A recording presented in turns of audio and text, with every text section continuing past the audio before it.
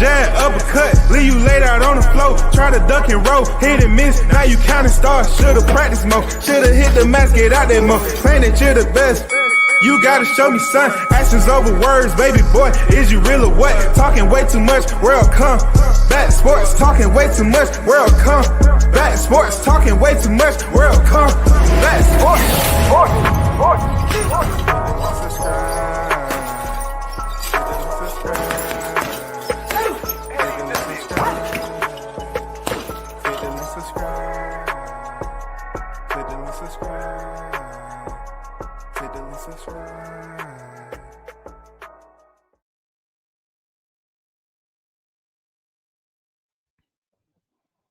You already know what it is. Big shout out to the hottest chat in the MF game. A-Side official.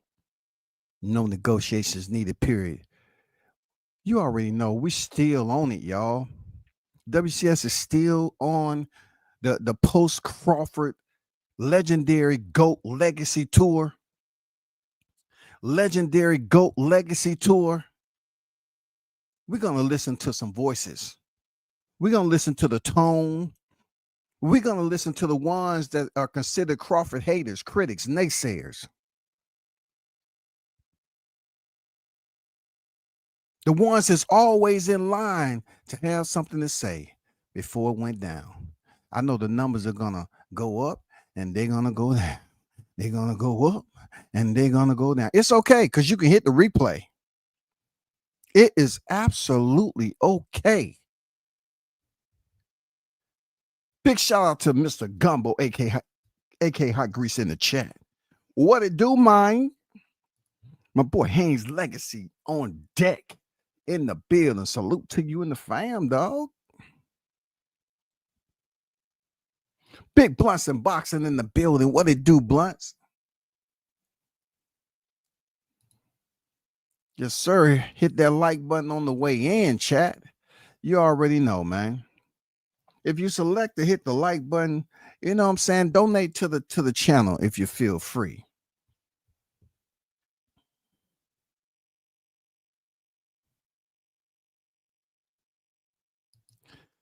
So, you know, it wouldn't be polite. You know what I'm saying? When we talk about etiquette and decorum, when we're talking about reminding people about their words and what they said. Like, I'm not trying to give you the entire freaking spread. I'm talking about the full course meal this week. I'm going to serve it to you spoon fed. You feel me? I'm not, come on, man. People act like this is just going to go away. It's not going away, man. I don't care who is not talking about it. I am. I'm going to mention all the haters. Yes, I'm going to mention all the haters, starting with Showbiz. Yes, you're first on deck, baby. You're first on deck. The reason why you're first on deck, because it's been determined that you don't even believe what you say. It's all about Showbiz. I'm happy for your brother in your elevation in the industry. I am. I'm genuinely happy for that brother. I mean, I've been to the deployment status, man. I've been in the no, man. I just don't want to do that no more. But I am absolutely happy that he's with the zone and everything. But that doesn't prohibit him from criticism. As he giveth, as he giveth, as he giveth, as he giveth. What's that, Haynes? He shall receive it. It can be found in verse WCS chapter 1-13. Okay? 1- or should I say chapter 9, verse 13. Okay? You can find that in the WCS chapter 9, verse 13. He giveth, he shall receiveth. And that's what we're going to do. We're going to take a listen to some of these individuals that was out here just talking crazy. As you already know, Crawford extended his winning streak and also extended his undefeated record to 42 victories. I can't say it enough, y'all. I am so full of jubilee. as a black man that was infatuated with the verbalytics of linguistics, I chose to come over here and continue my tour post-fight aftermath of the Vegas burial. If you wasn't here, okay, something happened. Something happened in Allegiant Stadium. No, it wasn't no passes, field goals. No, you didn't have two teams on there playing on the field. And no. You had two elite pound for pound fighters who had multiple undisputeds to their resume. Go in there and finally consummate the collision course. No more talking, no more ducking, no more dodging. You know what I'm saying? We had to settle the score. We had the score. And let me put my listening muffs.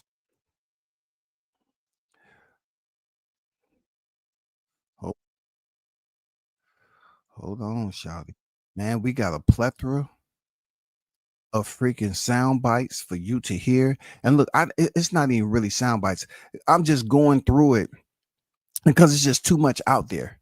Real talk, it's just too much out there. But to be honest, I got the Fanons. I got the punch drunks. I got 3 cents. Should be no sense right now because she don't have no goddamn sense. I'm gonna be honest with you, have no goddamn sense, man. But we got to start off with Showbiz. It don't have nothing to do with being a kid on the dope. It's all about accountability, brother. That's all I'm saying. It's all about accountability. You are first up on the stream, homie. So let's get down to it. Because I love some entertainment. I'm not going to be politically correct here, when it comes to being a boxing analyst. I'm just going to tell you guys how I feel about what I saw. He's going to tell you how he feels about what he saw. Now, for me and you, the agony of defeat, sometimes best served. Well done. As you see on the thumbnail, if anybody is going to start digging into that crow, it's going to be, Showbiz the adult in the press conference. Also, Petty Biz is here. Petty Biz is here for the Facts Friday. Hey, Petty, I agree with you. I'm on board with the pettiness. For real. I'm on page. I find it to be exhilarating, especially if you're on the winning team. See, you haven't been on the winning team for a long time. You crashed out with Crawford.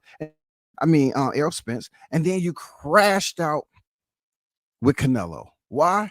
Because I guess your skin complexion compared with the Crawford skin complexion. I don't know, man. You might have thought you was the one riding in on the horse.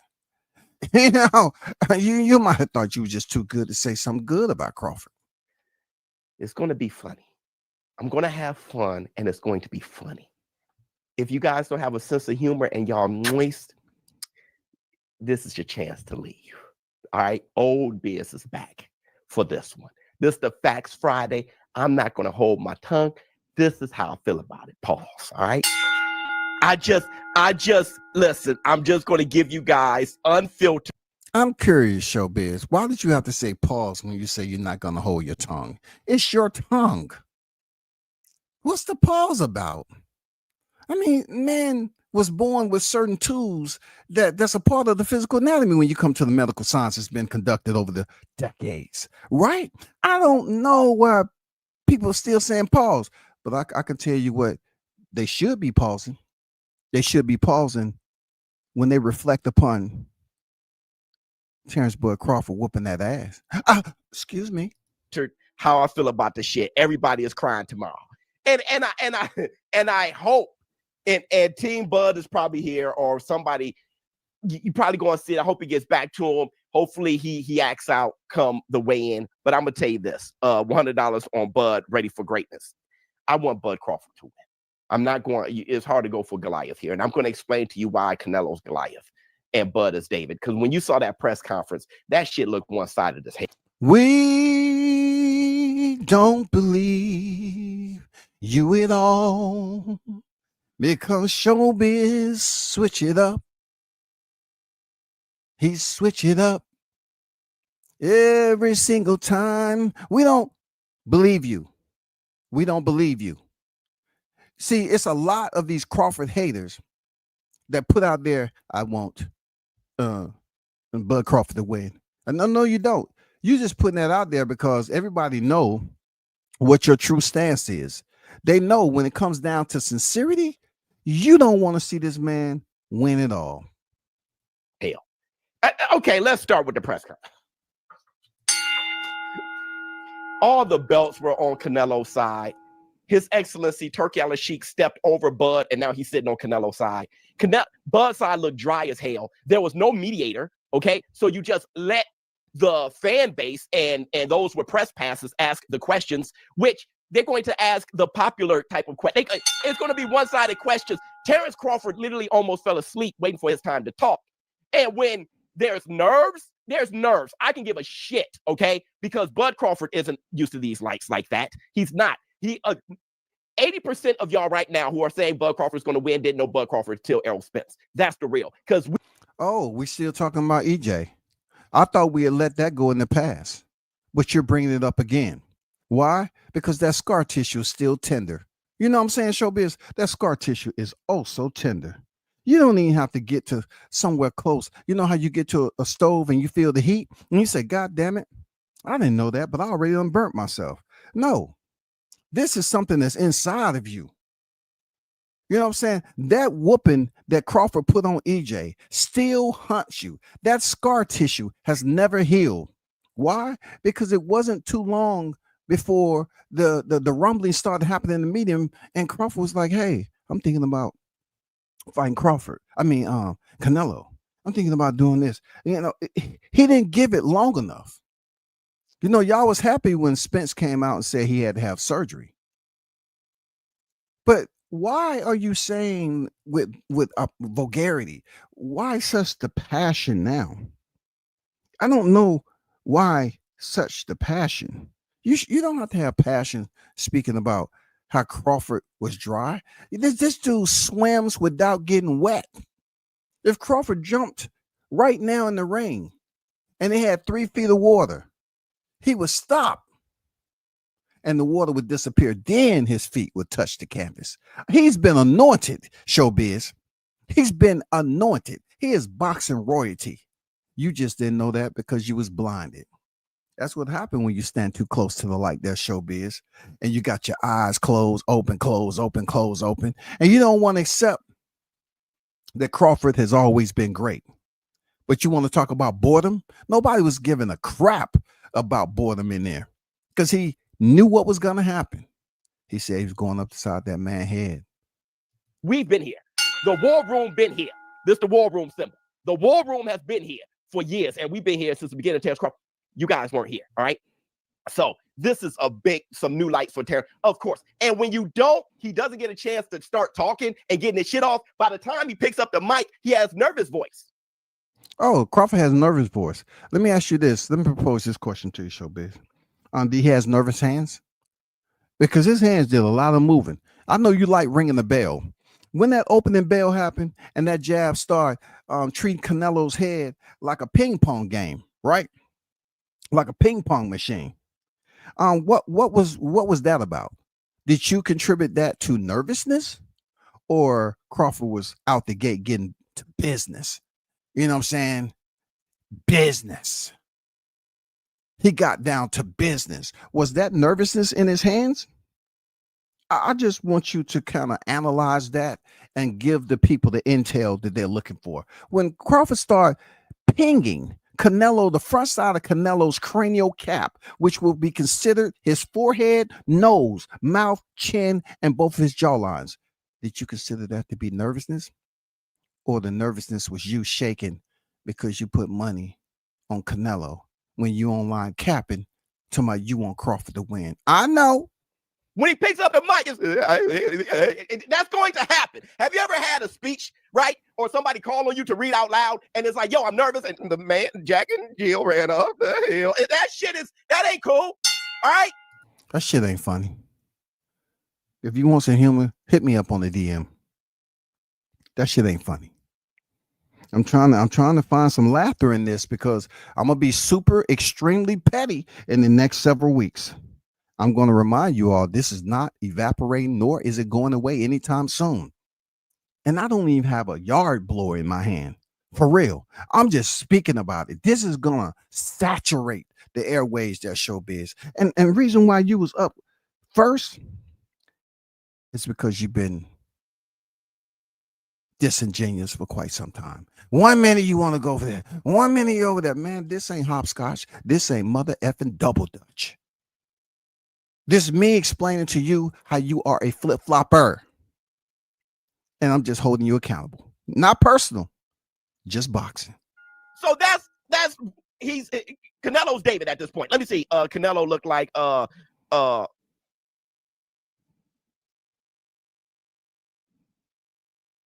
is that? Who's Mario? Who is that? With tune in, fear and buzz eyes. I saw a killer. You saw a killer. Okay. Biz Crawford said belt to ass, but I'm the buckle boo. That wasn't a bar. Did you see the mic drop? Yeah, well, I thought it would have been a bar if he didn't fumble it. Let's talk. You saw what I saw. I was hoping that I was wrong. Brother, many people emailed me. Okay, let's start with, all right, we're gonna start with the super chats for a quick second. Let's get to the show.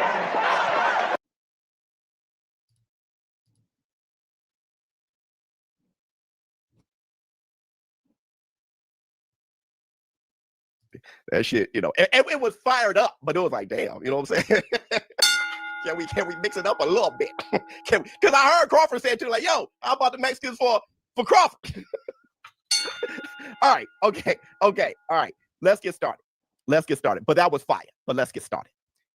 Roy Jones Jr. agreed with some of you, saying that he saw the stare down in favor of Terrence Bud Crawford. Check this out. When I watched that up close interview or what interactment, that Canelo looked away first. Bud is for real. He made sure Canelo broke the stare. Bud is what? RJJ, the legend himself. He said Bud is for real. See, RJJ has always said, he's always stood his ground that Crawford was going to beat Errol Spence. And if anybody was going to step to Canelo and come out victorious, it was going to be Bud Crawford. He said that Canelo Alvarez stepped away. A lot of people refuse to put too much emphasis into that. They just say, hey, it's time, restraints, and so forth. And the broadcasting network, they have things they have to do. Right? It's just pretty much in his own way setting the stage. Okay? Yeah. He made sure, and you know me, because this is what I do. You understand me? I believe in winning fights before the fight starts. Right. You understand me? I had to watch that to be sure. I saw who was going to take the edge. Canelo did off like it was, and don't get it wrong now, that could be, that don't mean nothing to everybody. But to me, when I make you look away first, and somebody ain't got to force you to look away, it doesn't necessarily mean something, but maybe it does mean, maybe it might. I seen a killer, not fear. Fear. I'm gonna break it down. Mr. B is fantastic, mad reaching, LOL. I asked the question. It's a question. Was it fear? It's a question. Hence the question mark. We can disagree. We can agree. It's okay. All right. But Roy Jones said that he thought Terrence Bud Crawford won that. All right. So let's look at it. First, let's look at both of their point of view. Okay. Let me see. Let's look at the whole stare down, how it went. He made sure he did the same thing. I'm gonna show you guys the difference. Let me see. Pause that close up. Crawford eyes, Biz. We're gonna work. They feel threatened, so they want to threaten. I wouldn't say fear, but Crawford probably realized he won't be fighting the version of Canelo he thought he could beat. Okay, to me. But let me say this: it was a lot of chat members that was there to basically wear the Showbiz T-shirt. Now you have the right to be absolutely wrong, especially when you associate yourself with individuals that you want to just wrap. You want to wrap your arms around them and stay nice and cozy. Everything they say, you down there, yes, yes, you agreeing, just like a baby with a pacifier.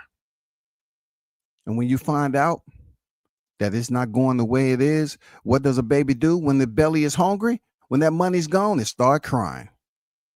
That's the most exhilarating part about this.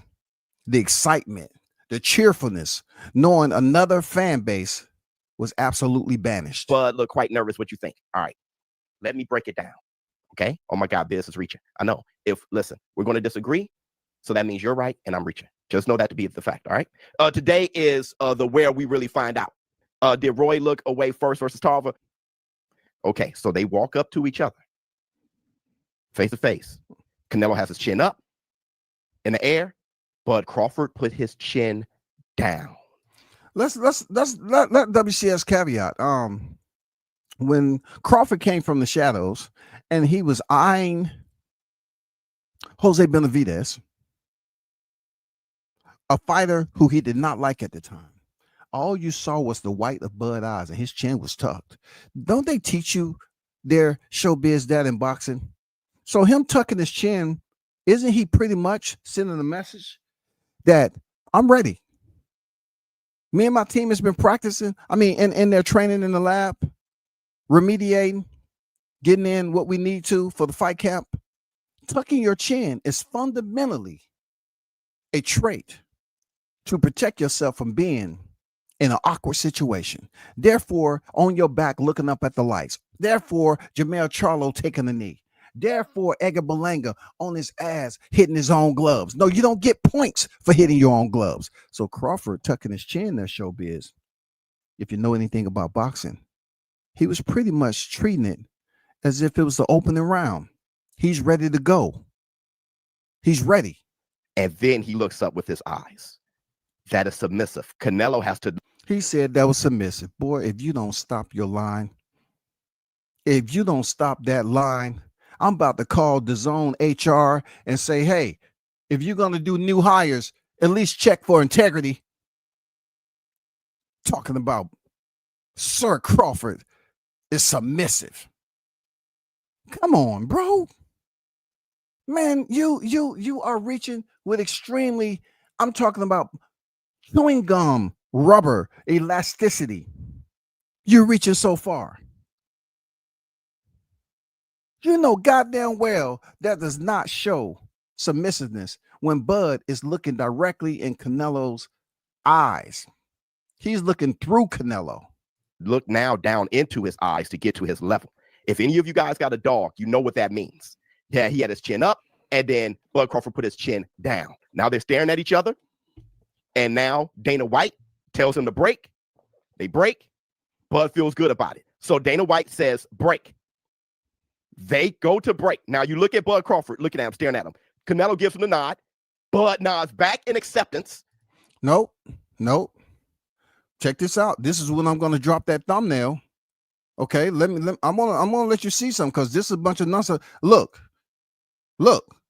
Crawford is still gazing, laser focus. He's looking at Canelo. I'm still here.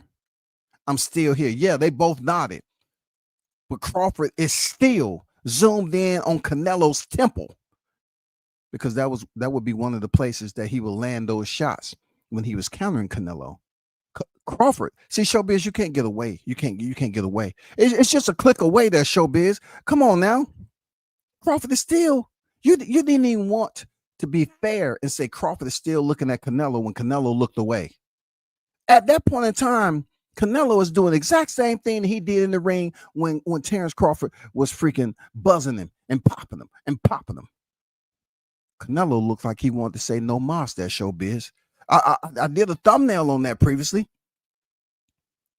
When he wanted to do he was about to look like Roberto Duran all over again. But let me put this back up there and let me continue. He's not being genuine, y'all. Crawford was still eyeballing Canelo Alvarez when he started to look at the crowd. Look at this. Look at Canelo's freaking expression, yo. Jeez.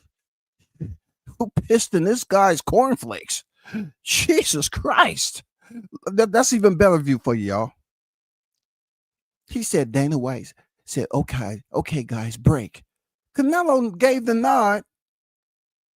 And if you look back at Hummy McGee and Jamel Charlo, they conformed. Yeah, they conform. You want to talk about surrender? Capitulating into in front of somebody that you consider to have a higher status than yourself, not just in life, but at this point in time in the sport of boxing, that would be them two. But Crawford still stood there in defiance. Crawford stood in defiance, staring down Canelo Alvarez, beaming on the side. Canelo said, no, let me look to the front. This guy's too serious. Eddie, where you at, Eddie? Hey, can you come up here, please? I don't want him walking into me again. For real. Let me put this back up and continue. Come on, be honest, Showbiz. Canelo looks away, and then Bud smirks like, okay, he looked away first. But no, guess what happened?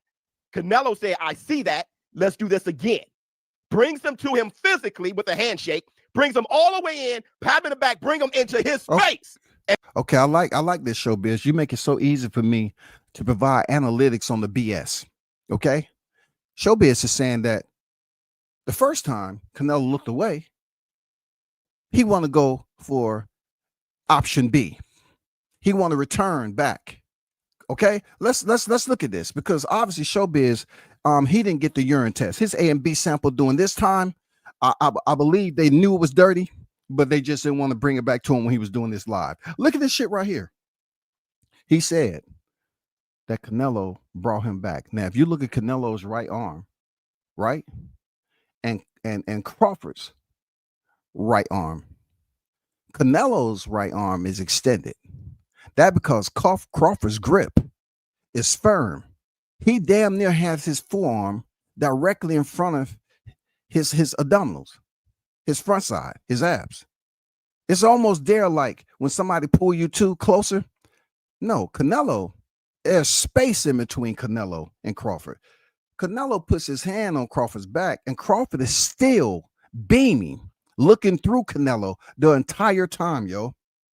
The entire time. He put his hand up there to pretty much try to say, you know what? I didn't mean to piss you off. I wasn't trying to be an antagonist, nor was I trying to treat you, Crawford, like you was a subordinate. I wasn't trying to do that shit. Get it right, bro. Crawford is the one whose hand is right there, standing firm. He knows Canelo put his hand on his back, but look at his eyes. Look at his demeanor. Look how he's glowering at Canelo Alvarez. Canelo is almost like ducking his chin, Showbiz. It's almost like Canelo is want to pat Crawford on the back and say, okay, you don't have to be so serious. Lighten up, amigo. Hey, lighten up. Yeah. And look who leans back. Bud. Head leans back away from the space. Like, I need to get out of here. And that's when Canelo knew that he won the stare down. You reaching. That's exactly what happened. Cap, Showbiz, you're not being honest, bro. Canelo felt good about that. That second time when he brought him back in to say, hold on, let's reconfirm this shit. He feels good about it. So what did he start doing? Start getting active. Look at it. Bud walked.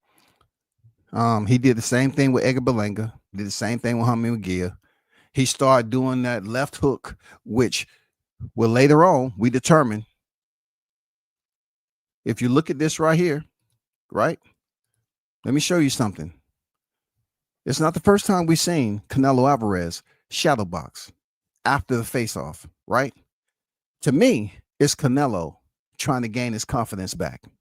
Canelo was trying to understand, damn, why Bud's so serious? He seemed a bit stronger. But you know how he's throwing that left hook? Look at Bomac. Bomac looking at Canelo like, yeah, we've been working on that. Yeah, I want you to throw that in the fight. We was working on that in fight camp. Look at Bomac, the mad scientist. Look at him. Bomac over there looking at Canelo like, okay. Pretty much what we already know. Let's keep it moving, because we still got to get to these other cats, man. Away first, and he sit there and he plants his flag right in his position. He plants his flag like, this is my spot. And then look how good he feels, smiling, right? Holding on to his belt. That's pride. He felt great about that stare down. You cannot tell me that's not what happened. Okay. You know, anybody that wants to put, you know, someone in a place of confidence can exacerbate the situation. He's saying that Canelo feels good about this, but to me, that from Canelo looks like he's nervous. It looked like he's nervous. Canelo, he received a lot of physical data from that handshake. He received a lot of physical data or perception from the stare down. That smile right there, he's saying, this is gonna be tough. That nigga gonna whoop my ass. God damn. Look at Eddie Reynoso. Eddie Reynoso there say, damn, you know, you need a hug, Canelo. You know what I'm saying? Hey, Reynoso's there to give him a hug if he need it. But Canelo smiling like this is telling me that that's a lot of nervousness based off what he gathered, the energy that he gathered from the face-off, and then him reaching back over and finding out Bud wasn't Edgar Berlanga, Hummy McGee, Jamel Charlo, John Ryder, Triple G. He wasn't him. He felt something else. Period. He wasn't smiling in confidence. That dude smiling like, God damn it, that's gonna be a hell of a night. Look at that by himself. Let's move on. Hold on. Reaching hard. I know because I know confrontation too well. Let me tell you, let me show you again. I'm gonna get past this. Know this. I want to get over yet somewhere else. This is just him. Him reaching. You know, matter of fact, I'm gonna get up out of here because I want to go to another individual that was tripping. Okay. I mean, because I have to keep it going. It's just too much humor. It's just too much humor that's out there. For real. Let's go to 1.5 cent. Okay. No.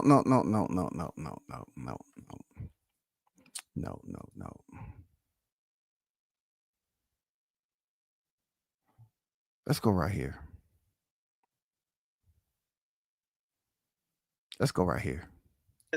Maybe this is gonna sound crazy for you, but a lot of Mexicans, they put you in the #1 of pound for pound instead of Canelo.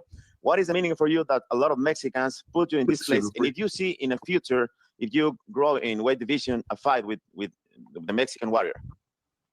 Well, that just shows, you know, that a lot of people respect me for what I accomplished in the sport of boxing. And, you know, Canelo is a tremendous talent. And, I respect everybody's opinion. And I don't never think me and Canelo will fight. That was Crawford in a previous interview saying he don't think he'll ever fight Canelo. That was a Crawford who didn't really have that on his plate. It wasn't on his itinerary. You know what I'm saying? It wasn't something that he was planning on his manifesto because it just happened to align. The stars were still scattered. He was a star himself. You know what I'm saying? He's a star himself. Even with stars, they have to take a little time, process, and then think, you know what? Bill Haney might be right. I might need to check in and fight Canelo because that's big money. I might need to check in. But, you know, people are going to say what they're going to say about this because it feels good to hear Bud back then say he wasn't going to fight Canelo. But you know what's even greater is seeing that he did fight Canelo and the performance value on how he went out there and executed. Oh, my God. Beautiful work. 168, 175. You know, I'm just 147. So I'll never see that fight ever really happen. So now I'm listening to you. Now try that again. Say what you're going to say again. Okay, like I said, the only person that's actually fighting for the bag is Canelo Alvarez. That's why he asked for that money. You can show me that video of when Bud was talking when he was at 147. He also said that when he was in training. No handlebars. What you say, preacher man, about Jones? Meat riding. Let me finish. No handlebars. Let me finish. So he also said in a training camp to fight Errol Spence when they said, "Listen, would you go up to 168 and fight Canelo?" He said, "Hell no. That's too much weight. It's too this and that." After he said all of that, he said, "I started to think and I started to size him up. I spoke to my trainers. I spoke to my coach. What's on the line for Bud? He has 3 times undisputed. It will be another. That fight most definitely will be for a lineal champion or another ring belt. How Also, the hell he's also getting a nonsense bag. you just said? How is all that nonsense that you just said? Oh, It is nonsense. Wow. Yes, it is nonsense because Terrence Crawford only is fighting Canelo Alvarez because Trail Bill said he could beat him. Trail Bill is the one. See what I'm talking about? That's not the only reason. Shout out to Bill Haney for basically saying, hey, and I've said it myself, Crawford has admitted that Bill Haney put it in his ear. But at that point in time, he wasn't engaging the thought. It wasn't like he wiped it off the table because it was never on the table to begin with. Bill just put it in his thought process. You know what I'm saying? Someone can say something to you, and at the present time, it may not be on the manifesto. It may not even be something that you have an inclination to say, yeah, I might want to do this. But for this guy, you know what I'm saying, bottom of the barrel, he's going to, AC made a good point. AC made a good point because the title of this is Crawford is not daring to be great. This is the money grab. But then again, if you look at another video the bottom of the barrel did, he pretty much stated that this was a legacy fight. He's always over the place. He said it was a money grab for Crawford. Then he turned around and said it's a legacy fight. Well, which one is it?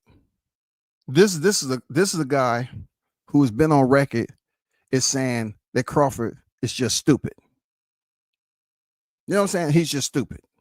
One that sized up Canelo Alvarez. Trail Bill is the one that told him he could beat him. Terrence Crawford is on record, got on record and said he wasn't going to do it until Bill Haney said that he can beat him. You said Bill. Can you pull that video up, bro, so I can see it or just put it in a link? Bro, you never seen that video? I don't need to do nothing. No. I don't need to do anything. You do it. You never seen that video? So I just give you that because I'm not going to spend too much time on the bottom of the barrel, period.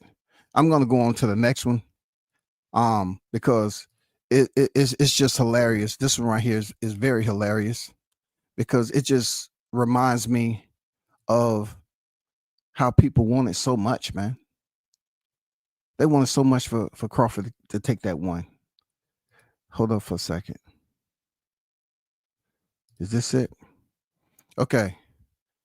This is 1.3 cents with interest. Once in a lifetime? What? Y'all know that picture of who is that? He be like, what? You think it's true?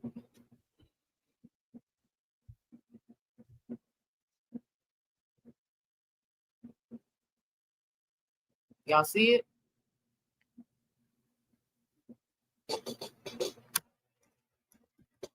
Bear with me, y'all. It's coming. Shirt 115. Hey, they sold out this joint. All they got is mediums and smalls left. They looking at Crawford's merch. Okay. Crawford does that to his naysayers and haters. He draws them in without actually drawing them in. He's so fascinating as one of the most elite athletes, one of the most talented athletes of this modern era. He even draws the haters in to be nosy and try to see what he got going on. They're taking a look at that merch, man. It's just fire. But let's get back to it. But why do they got Canelo with the belt?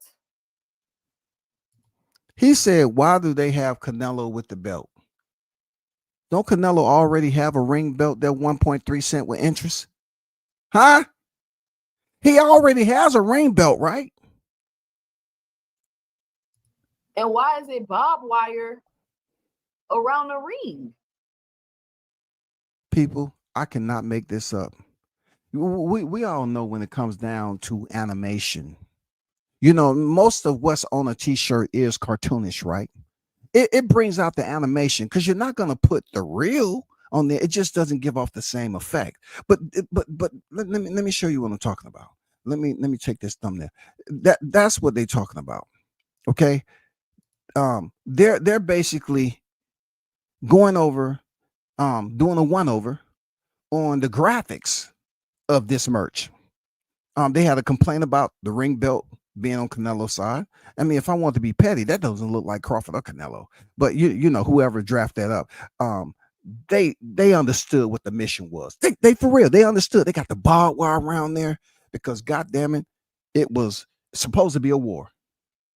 But Crawford pushed over with the ground troops. They pushed over with the ground troops, and we saw what the rounds looked like when they was going down range. So the barbed wire was to prevent Canelo from quitting, from splitting the ropes and going on the outside, somewhat like Gervonta Davis did when he took a knee and stuff. It's almost like Canelo wanted to come outside the ring, but the barbed wire was there. But let me keep this going though. Let me keep this going. 1.3% with interest.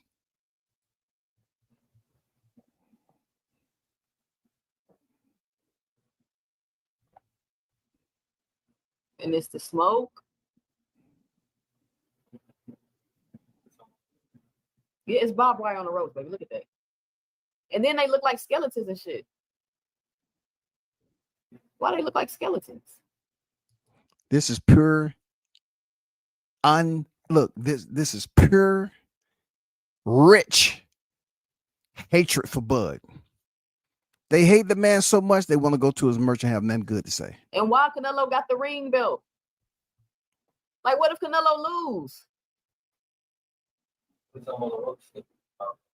Huh? That's why the barbed wire there? I don't know why I'm telling y'all, Turkey about to turn TKO into Hunger Games. Look at the shirt. He got the barbed wire on the ropes.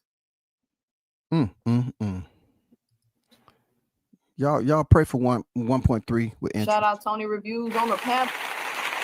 Oh. What up, Tony? What's your 2 cents? What you got for the show? Oh. Speaking of the undeveloped, speaking of the garrulous boxing naysayers that have been wrong so many times, word has it that he lost the bet and he has to do 100,000 push-ups. You know what I'm saying? And he's just on the first, not even quarter. You know what I'm saying? Not even quarter. He has like 1,000. But anyway, this is a person who is just as clueless as 1.3% with interest. What's going on? How you doing tonight? I'm good. How are you? I'm doing good. Thanks for asking. I think they look like skulls because that's a part of Mexican heritage, like the Day of the Dead. So I think that's like a throwback to like sugar skulls and all that. Okay. Well, what about the barbed wire on the ropes? I don't know why the fuck there's barbed wire on the ropes. Like, I can't It's to keep haters like you from trying to jump in the ring and swing a stick just like it's Nancy Kerrigan and Tanya Harding. You know what I'm saying? Because y'all look like, you sound like y'all was on that type of mission. They didn't want individuals like you all jumping through the ring rope in the opening bell and trying to sabotage the inevitable. And that's what Terrence Bud Crawford putting that whooping on Canelo Alvarez. Even when the judges was donating, I mean, charitable, giving them rounds. It wasn't even a GoFundMe sponsored bout. Yeah, it was to keep y'all haters out. And what about Canelo with the ring belt? Because he's the ring champion currently. But that's the new ring belt. Yeah, but I think it's just because he. I don't think it's saying who wins loses. I just think it's because he's the current ring champion. That's why he's got the belt. But I'm gonna tell y'all, I feel different. If the fix is in, I believe it's for Crawford. Yeah. Turkey seems to be in love with this dude. He's going to his locker room every chance he gets, trying to touch his thighs like he does. And you know, he told you hear the joy in their voice. Y'all talking about some homoerotic shit now, man. I get all aroused. Ooh, wait. Crawford not to fuck it up. Why you say that? When he said no battalion. And, you know, he told Crawford not to fuck it up. Why you say that? When he said no battalion. He told him no battalion. I don't know, man. It's just something about Turkey and black men. He just like grabbing their thighs. It's real weird. You know.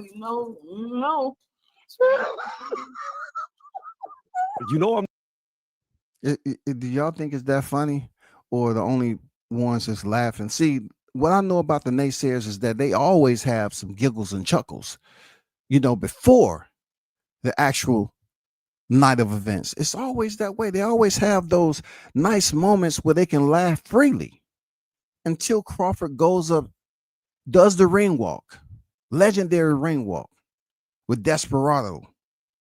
You know what I'm saying? Reaching back to the point where the fight begins and Crawford begins to show why he is the best there is, the best there was, and the best there ever will be. You know what I'm saying? I mean, that's just him. So I don't feel no type of way about these individuals chuckling because laugh then and they definitely crying now. Not bullshit like you seen him saying with AJ, hand on that thigh. Wouldn't let it go. I'm gonna have to mute you there for cracking up. Oh shit. I guess we're gonna go with that then, Tony. That he's the current ring champion. Look, it's just unnecessary though. You feel me? Because like if I buy this and Canelo lose, like you get what I'm saying? Like why do you have the belt? You don't need the belt on here. I mean, I don't think Canelo's gonna lose. So I mean, I think the belt's on the right person. I'm just saying though, we don't know that. Because apparently, Tony, listen, I can't even have a conversation with people and just go kind of, a little banter back and forth, pointing out. I welcome 1.3% with interest. Plenty of times, but she didn't get permission because the time she came over here one time, whoever her mentors was, hey, don't go over there on WCS channel. Have them come over there to your panel so you can have control over the mute button. Don't go over there to WCS. See, I don't really do that to people, but they hold on for a second.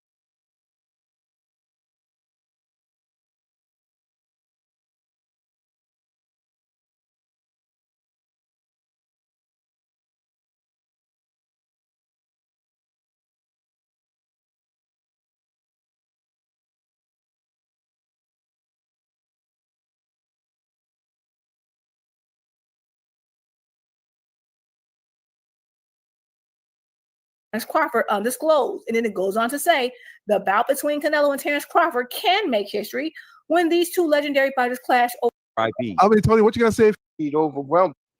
I'm just saying though, we don't know that.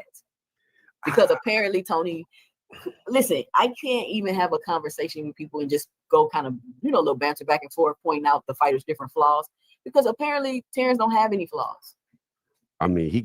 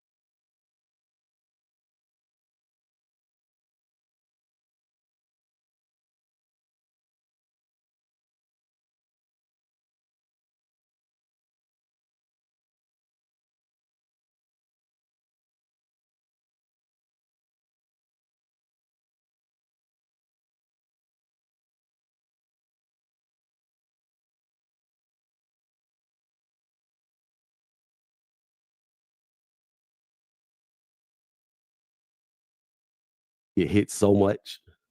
They told me I just don't like him when I said that. No, I mean, like, I hate Bud. That's what they tell me. This is what I was looking at. I did this the other night, like just to give a statistical fact, right? Almost every single fighter that Canelo fights, they land under 20% of their punches. However, I went to the Bivol fight where Canelo, in my opinion, got dominated. Bivol threw over 700 punches and only landed around 150, which put him at a 21% land ratio in a fight that he dominated. Now, when I look at Crawford's best win, Errol Spence, he dominated him.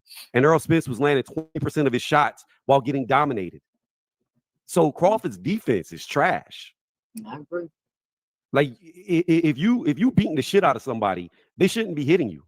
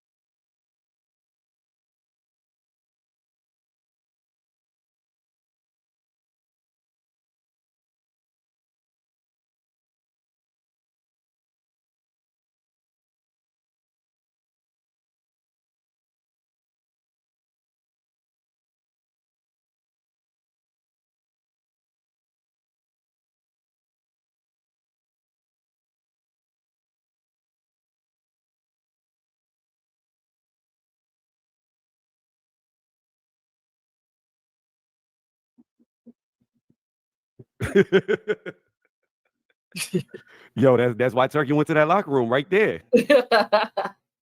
What you say, muscles win fights, Tony? I say that. Muscles do win fights, and gosh damn, here's the thing. I'm gonna be honest with you. I want Bud to win, right? Even though I believe Canelo's gonna beat.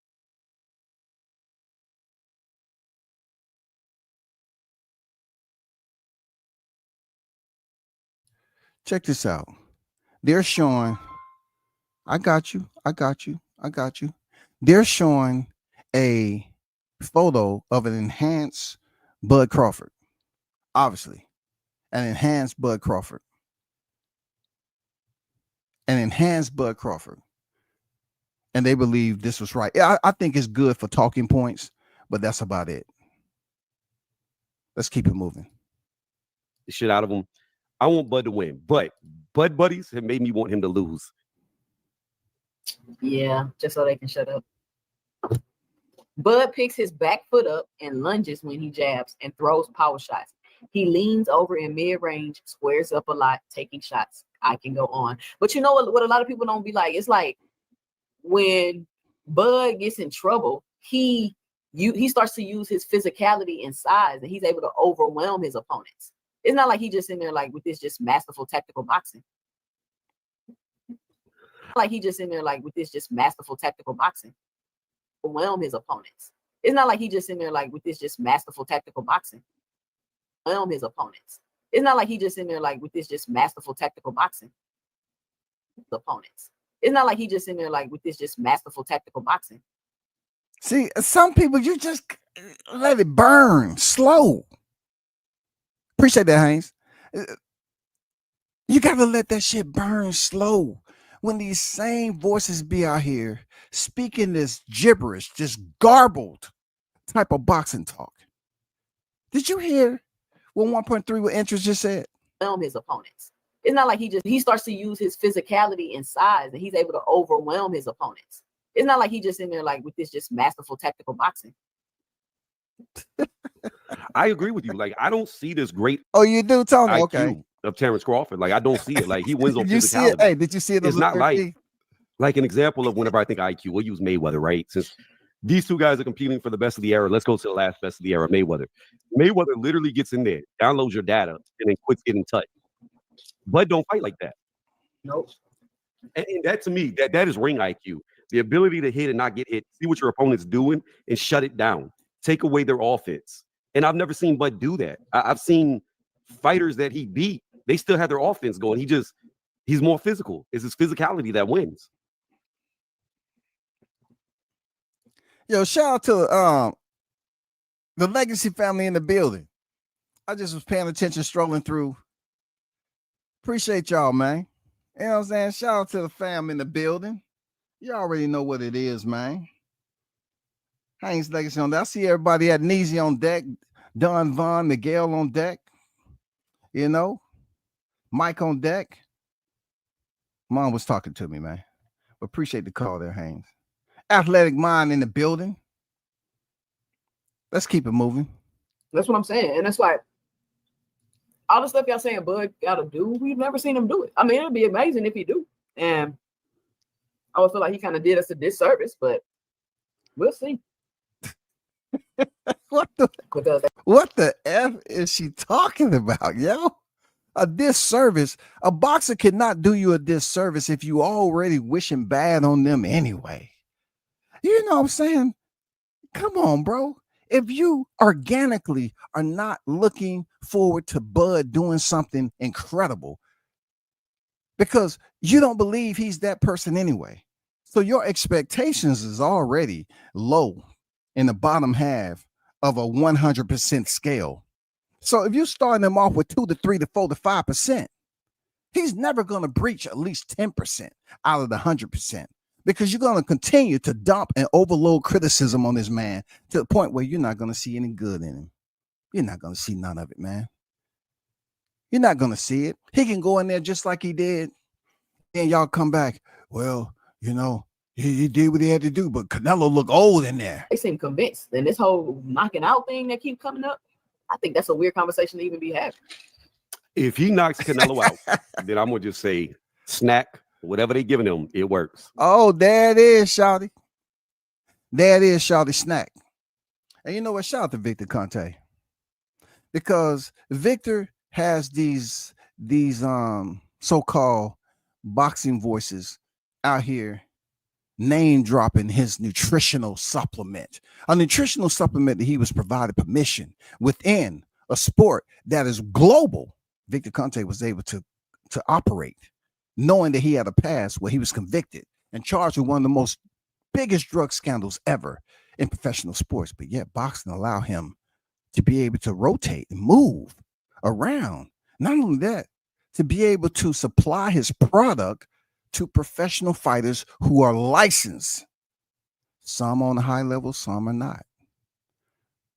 But they saying if Bud Crawford knocks out Canelo, we're talking about a fighter and Canelo, who has already tested positive, who've already been deemed a drug cheat. Crawford, all of a sudden, if he does not align with what they believe him, because we're talking about individuals with cloudy vision when it comes. They don't look at time beats power. Precision is power. They're not looking at any of that application, any of it. All they're doing is just talking about what he cannot do. David, what's your 2 cents? What you got for the show?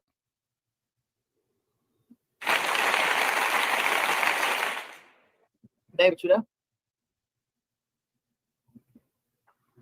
All right, can you hear me? Mm-hmm. All right. See, the thing is this. People got to realize Bud at 147 is different from what you see now. The only difference. Talk to us. Tell us how Bud is different than what we see now besides the weight that he's put on and him additioning an extra championship. Please tell us, David. Says Bud's ability to overwhelm people with his offense. That's the big difference. Bud is the offensive fighter. He's not defensive. If he was, he wouldn't be getting hit as much. You know, and he got hit less when he was like, well, somewhat. When he was at 147. Oh, because every time I turn around, I hear Gamboa's name being thrown in the mix that he hurt Bud, and that was at a lower weight class than 147. Continue. This is not the same Bud that's about to get in that ring. Oh, people got to understand that. They don't want to look at that. Look at how he fought against at 168, 150. How he fought, he didn't fight the same way he did at 147. What you saying? Let me rewind that, because you might be on that stuff. Let me rewind that. 78, look at how he fought against at 168, 150. How he fought, he didn't fight the same way he did. First of all, 1.3% with interest. You need to screen your panel guests, because I'm not saying anything. I'm not making any speculation. I'm not making any allegations. But this guy seems to be possibly on that stuff. And me and my chat, the hottest in the game, we function in sobriety.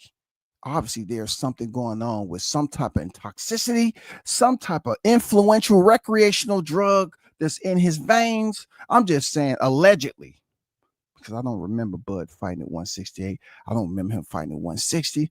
I hear him talk about it, but since this video is before the fight and not after the fight, please take your panel members through a screening process, please. I would appreciate that. 147.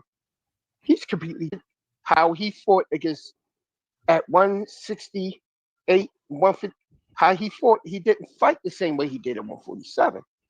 He's completely changed. And he haven't got under those hot lights.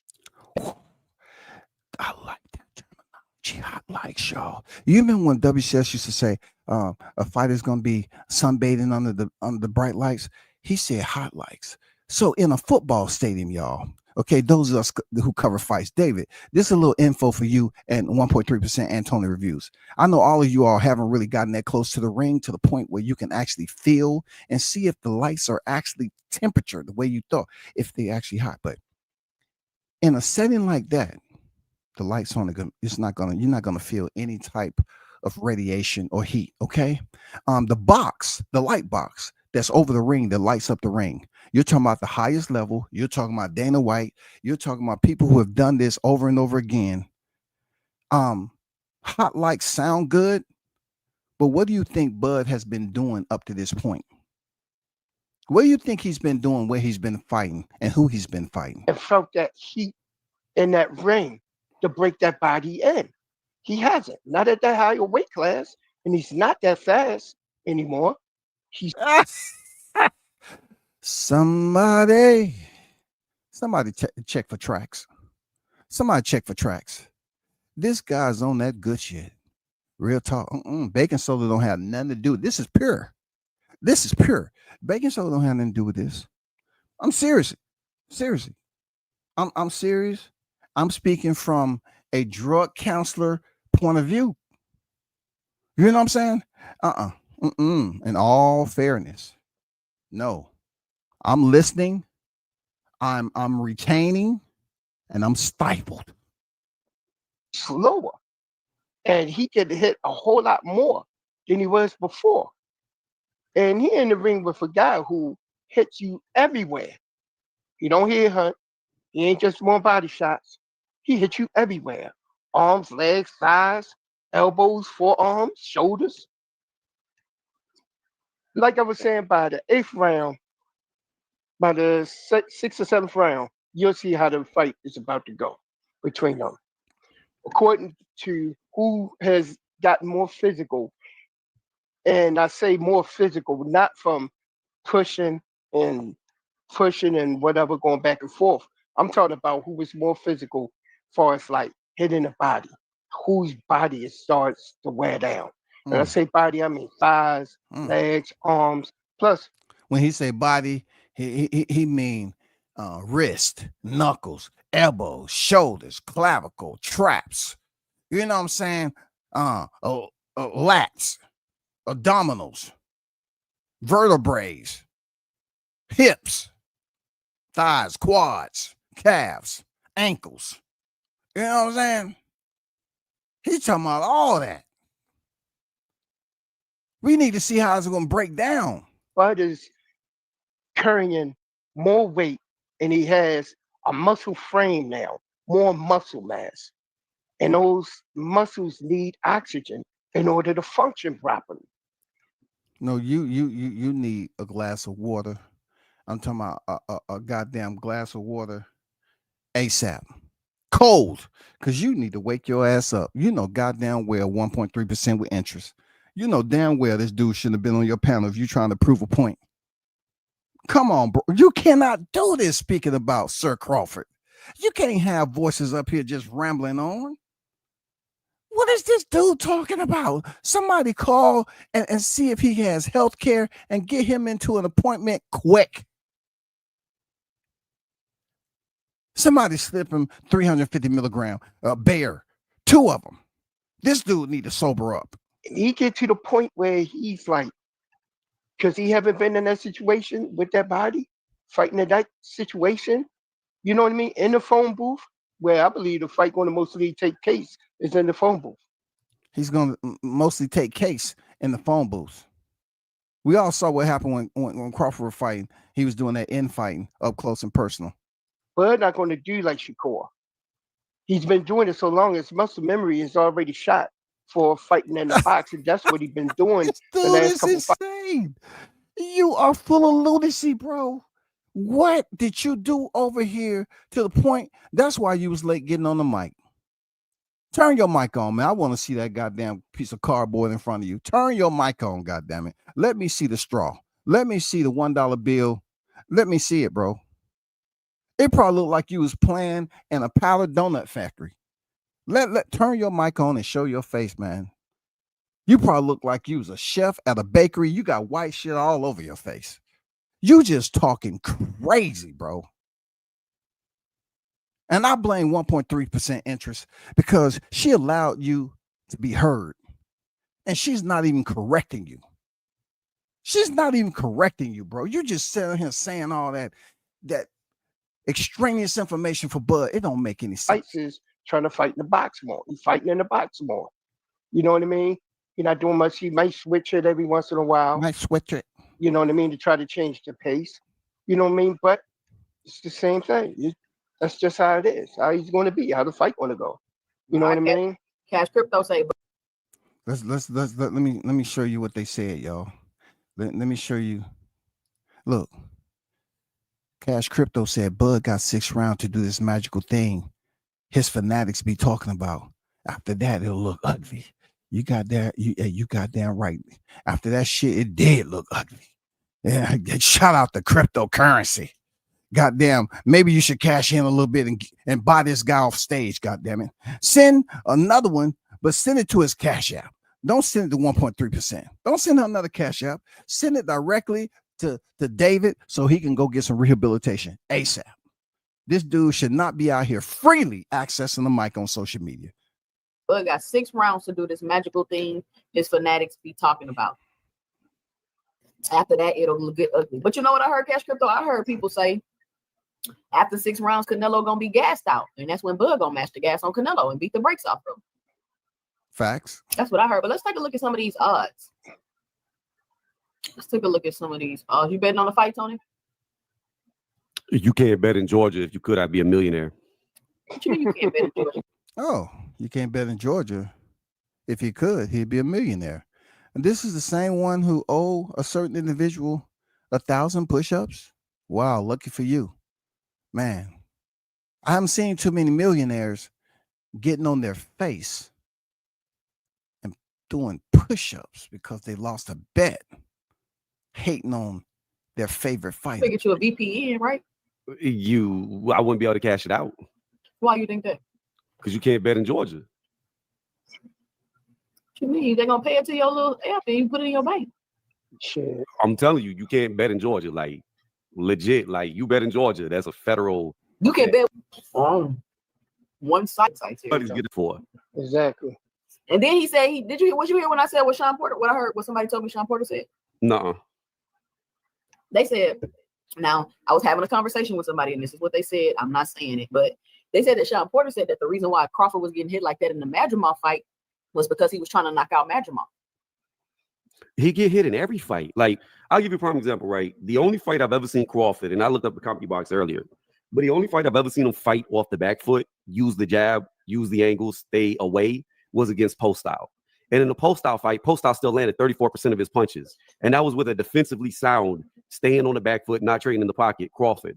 If we go to CompuBox, there's not one fight where he don't get hit a lot for a year because he was dealing with that promotional bullshit. I already told you, 2 cents is going to be the excuse. I don't even know. It's not even enough competition for him to fight at this point.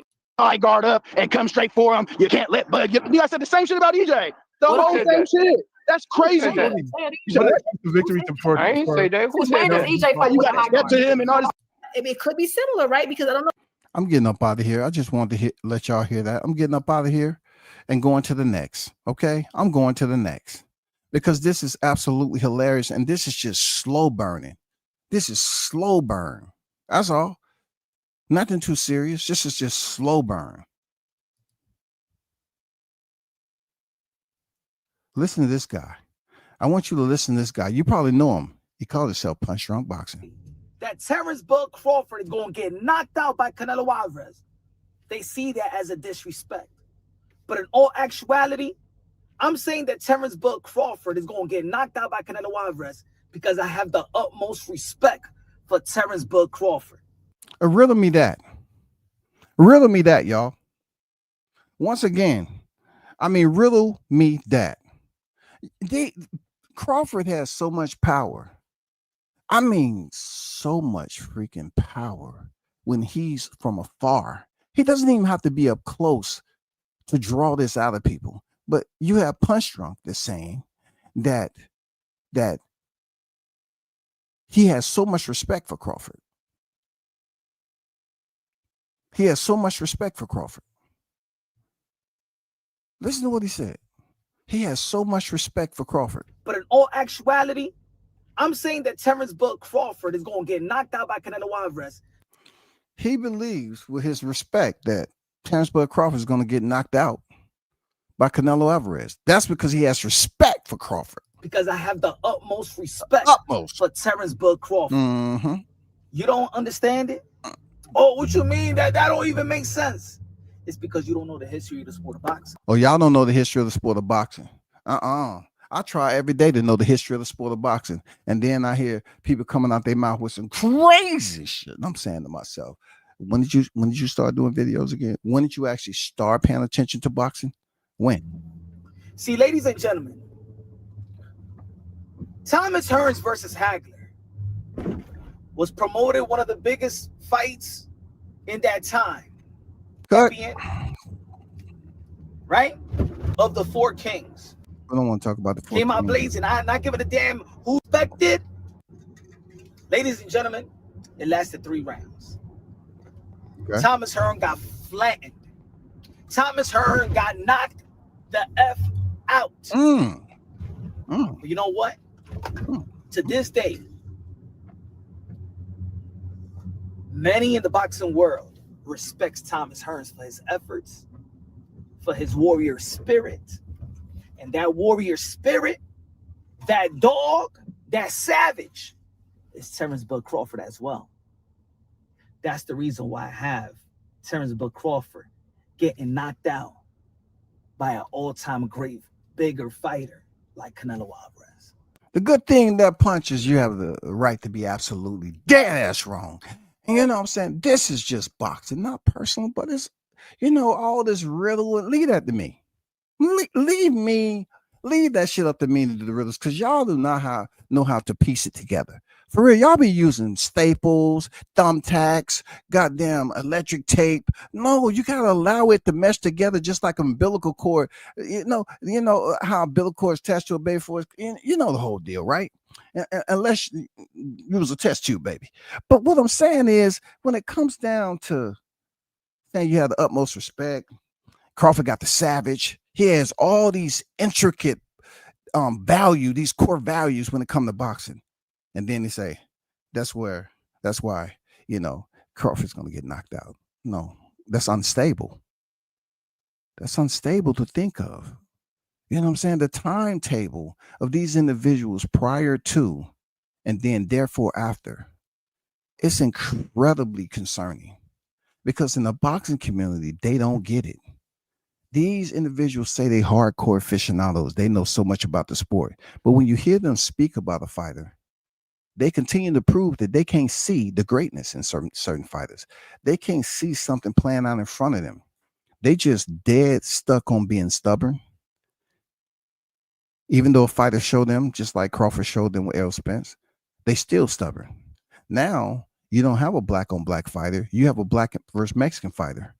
And we know that matrimony, when it comes to contractual agreements, it kind of brings people to a different type of temperament. They start to either support it or they look at it like, oh no, I'm prejudiced when it comes to that. I'm gonna support my Mexican fighter regardless if I like Crawford or not. I'm gonna support my Mexican fighter. For the black fight fans, it's not so much like that. They're everywhere. They're sporadic. But the Mexican fan base was always given the automatic before this fight. They was always given the default that they're some of the most hardcore fans in boxing. And I'm gonna be honest with you, I didn't get that. I didn't get that from this. I put them in the same realm of the Errol Spence fans. They absolutely disappointed me. You may see it as hate. I'm not saying it as hate.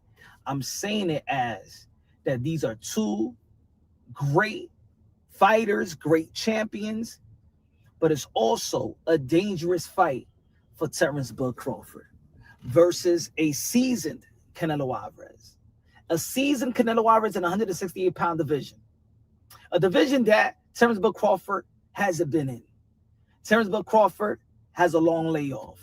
We saw how the layoff affected him a little bit versus Madrimov when he moved up to the 154 pounds division, in which Bud Crawford said himself before the turkey out shake bag was on the table that the 154-pound division is his max out division.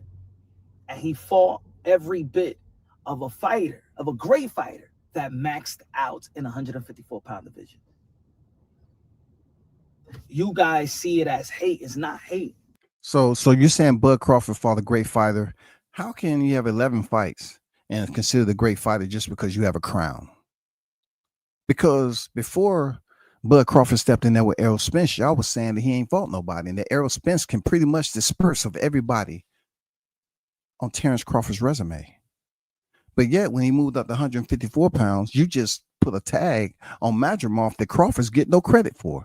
Why don't Crawford get credit for fighting this great fighter in Madrimov from 154? But yet y'all say he didn't look good fighting Madrimov. He didn't look good. Yeah, he went up there and this is the way he looked. He looked slow, lethargic. You know what I'm saying? He looked like he couldn't pull the trigger. He looked out of his boxing IQ was gone. But you get some people that's always bigging up Madrimov.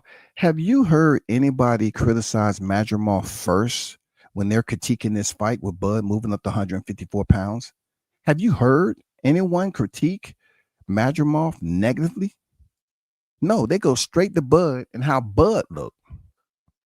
That's why my thumbnail is belief and disbelief, because Bud is in an era where him as a human being, him as an athlete in the top 1 to 2% in life, he has just been unable to give the visual to the fight fans to the point where they accept him for testing positive for being great.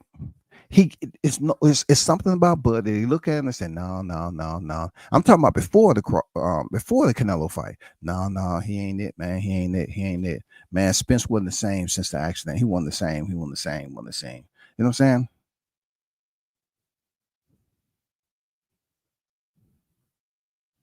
It's no credible comprehension there.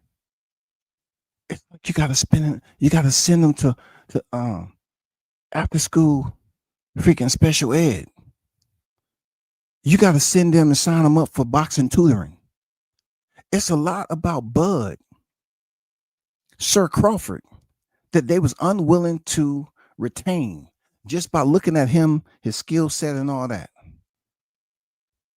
They were saying this man looked slow and everything else. From the Spence fight, I said the only thing I didn't like about what Bud did, he went in there and made it look too easy. He should have played around with it and took it to the 12th round. But with all the people that was on here hating him, he just went in there and got down to business. He beat up 2 unified champions in the same stable on the same night in front of a freaking Spence fan base that snuck in the arena hoping to take a group photo with smoking Bud Pack shirts, and they end up getting buried in it. I'm just saying. Let me move on. Is logical. Roberto Duran, one of the greatest fighters in the history of the sport of boxing. There are many legends have him in their top 5. Dare to be great to fight Thomas Hearns. He's a dog. He went for it, and he got knocked out in the 2nd round. We call them the kings to this day. As a matter of fact, we shame fighters today for them. At the time with Gamboa, like even Majumov. Terrence Bud Crawford adjusts and turns into his alter ego, Bud, and he goes for the gusto. He goes to knock you out because Terrence Bud Crawford is a killer. He a dog. He's a finisher. He don't adjust like Devin Haney, like he stays away like he did with Linares or a clinch or things of that nature, right? He's not like even Keith Thurman when he gets hurt and he's really, trying to survive. And then he'll work you out in the outside like he did with Sean Porter, right? Like he did with Josecito Lopez. But Crawford adjusts to go for the kill. And if you go for the kill versus Canelo Alvarez, a counterpuncher, a guy that has power, he might not have this kid dynamite power that hits you with one shot and you're done. But everybody that has faced Canelo Alvarez, for the most part, has gotten hurt. I agree with Punch Drunk on that. That summation, I will agree with you on that, okay?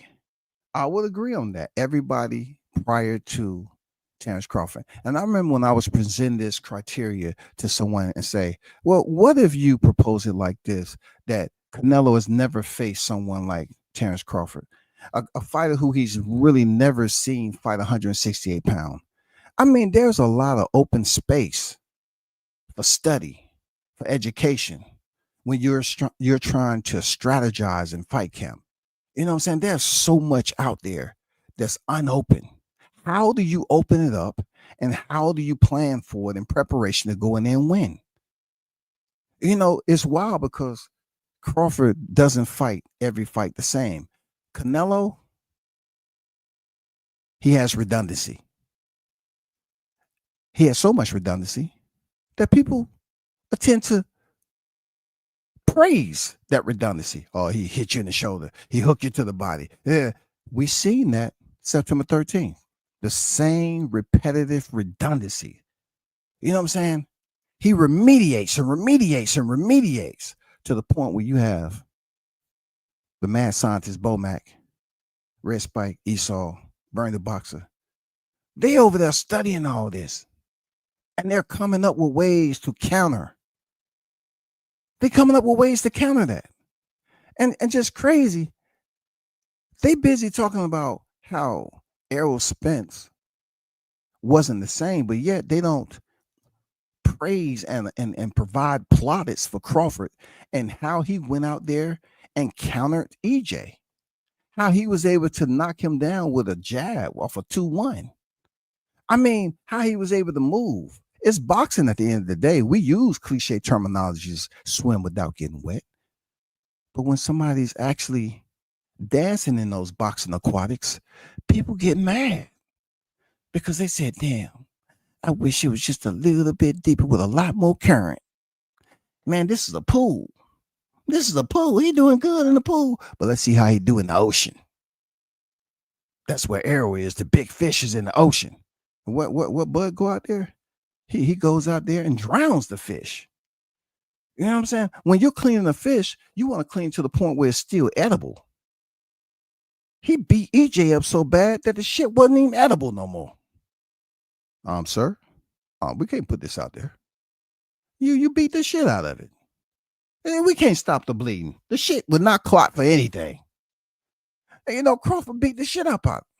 And then look, you look at how much they were saying that Crawford, what he didn't do, what he need to do. He went out there and provided a masterclass performance with Spence.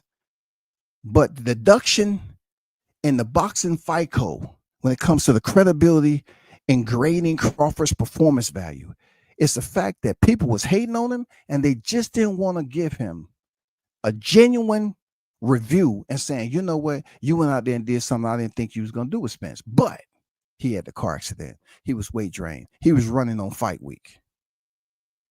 But now you get Canelo Alvarez that's coming off a win streak.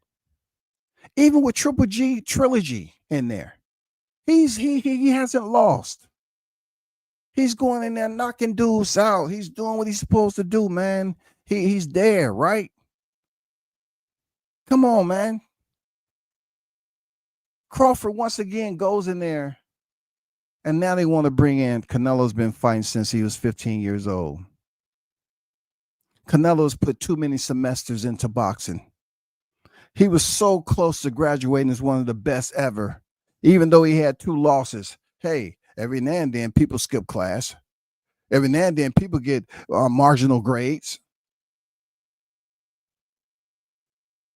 Canelo was right there. People were saying that Canelo's not going to get anything for Crawford win. He's not going to get anything. But I was telling him, I said, Crawford will. Belief or disbelief. Serve it well done. And that's what Crawford did. We got to look at hitting all points of the compass.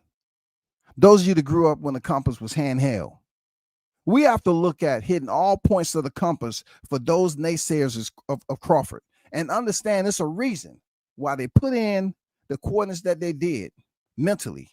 They couldn't believe or see that Crawford was great enough to go out here and carry out this dominant performance and destroy Canelo. They couldn't believe it until they found out that coordinates took them into a goddamn brick wall. They crashed head first into a brick wall. Why? Because they had clouds in front of them. They were so fogged up with hate.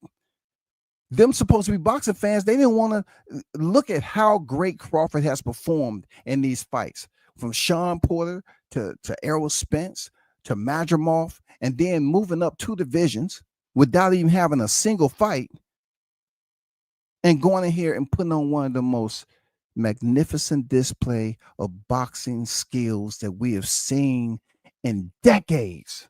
Masterclass performance, honorary doctor's degree. He, Crawford, is boxing royalty, whether y'all want to see it or not.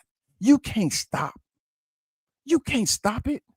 Can't stop, won't stop. You can't stop. That man is on top of the universe right now. His name will always be at the top of boxing royalty because he's earned it. 42 victories in the game with 0 defeats, 0 draws, anything. This dude is great.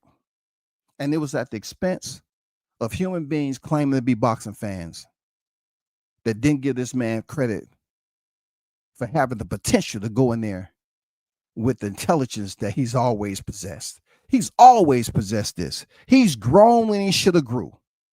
He's performed when it was time. But yet, based off what they saw with the Errol Spence, the only thing they get out of it is that Errol Spence had an accident. after he beat the shit out of DSG and Udinas Ugas? Okay, I got it. Has gotten dropped. Canelo Alvarez is one of the greatest punchers of his time. Canelo Alvarez is probably has the best chin in the history of the sport of boxing. He has been there with the biggest punchers of this generation. Killers in their own right. If you go after Canelo Alvarez, you're going to end up, but it's going to end up like Thomas Hearns. But it's no disrespect because people respected Hagler. People respected Hearns. People respected Duran. People respected Hearns. People respect Canelo. And people will continue to respect Bud Crawford if he gets flattened out. See, you're talking insanity right now, but it's okay. You can teeter-totter on the line of trying, confusion and playing tongue twisters and everything. I ain't mad at Punch Drunk for that. Do what you do, because I'm guilty of doing it, but not to a point where I'm going to give credit to. I'm going to play around with people. You know what I'm saying? I'm going to be disingenuous and say, yeah, this fighter right here in Canelo has all the accolades, all the tools in the cachet. But even with those tools, Bud Crawford is going to go in there and knock him cold out. Why? Because it's just that era and everything Bud Crawford has accomplished in his career, Canelo won't be able to do anything. I don't do that. I don't say I'm going with my heart is with Canelo, but I'm going for Bud. I never did that.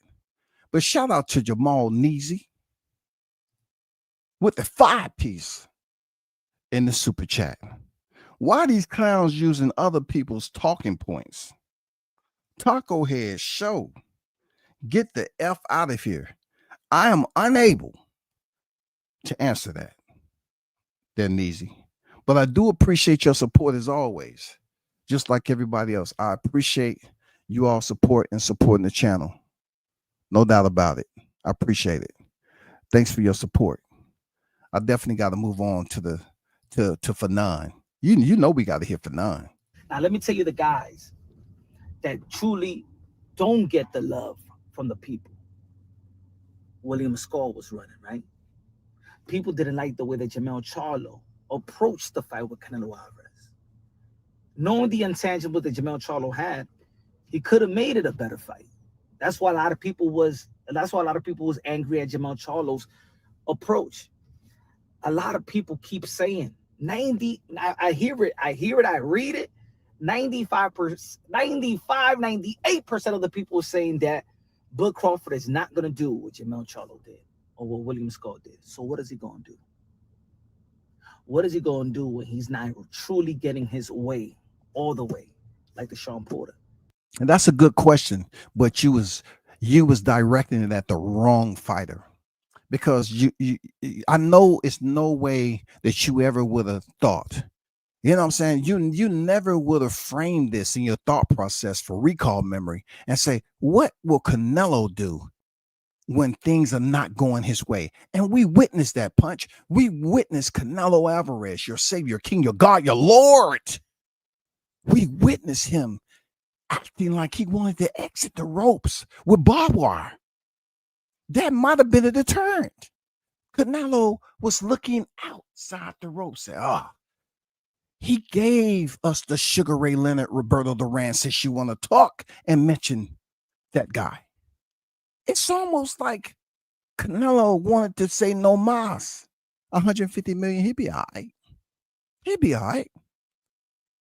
But Canelo is, he an OG in the game, man. Can't take that away from him. But he did look frustrated. He looked deterred. He looked like Crawford. When he looked at him, he looked like a kaleidoscope. He really couldn't put it all together and frame Crawford. Okay, this is what I want. Crawford was walking around there like he was in the Matrix. You know what I'm saying? He was breaking up like a kaleidoscope and then reforming into a full pitch. A lot of shit was going on for Canelo that he couldn't quite, process. Eddie Reynoso obviously couldn't process it either. How does Bud Crawford adjust?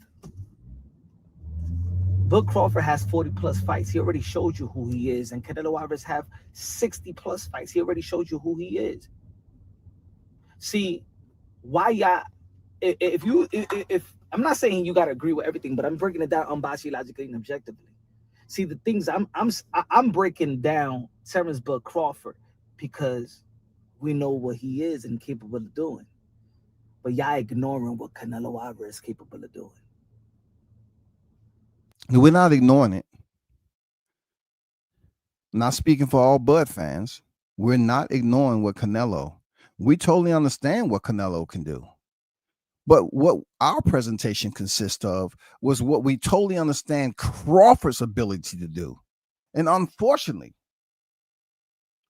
due to the eyeball test of the naysayers, they refuse to put it all together organically. Honestly, they refuse. They're living in a fog of war. They're Punch. They're living in a fog of war. They refuse to put it together. We knew what Canelo was doing, just like we knew the capabilities of Errol Spence.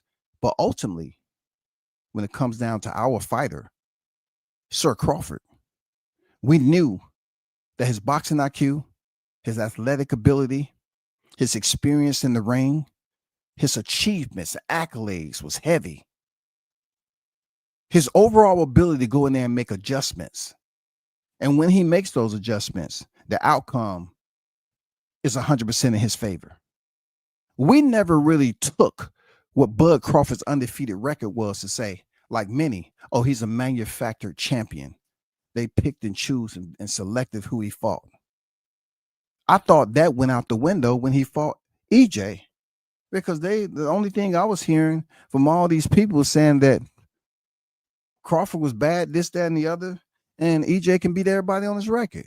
So when EJ became a part of Crawford's record, and then he played around, dibble and dabble, vacated the belt, moved up to 154, and he didn't look like the dominant fighter that was at 147 on a knockout spree. They started to rub their belly again. Oh man, that's what I was telling you. Did you see what I see? See, I'm telling you, it was the accident with EJ. EJ could have did the same thing Madrimov did, but no. It's just an accident. But Madrimov exposed Crawford. Crawford looked slow. He looked like he couldn't pull the trigger. He was getting hit a lot. He looked like an old man in there. At that point in time, they was bigging up Canelo Alvarez, yo. They was bigging him up so much that you didn't hear this 15-year-old talk. You didn't hear none of that shit. They wasn't talking about Canelo. He don't have no chance against Crawford. It was always Canelo on the side of favoritism. You know what I'm saying? The latitude and longitude, the common denominators, was always predictable when you hear boxing fans talk about Canelo Alvarez. And at first, it was lighthearted. You know what I'm saying? A little bit of comedic talk with them talking about Crawford facing Canelo. It's weight classes for a reason. Canelo will destroy Crawford. He's too light in the ass. He's a 47-pounder moving up 3 divisions. They wouldn't even respect Crawford enough when he was moving up to 154 pounds and earned the title to give him the credit as being a validated champion. You know what they did? You know what they did?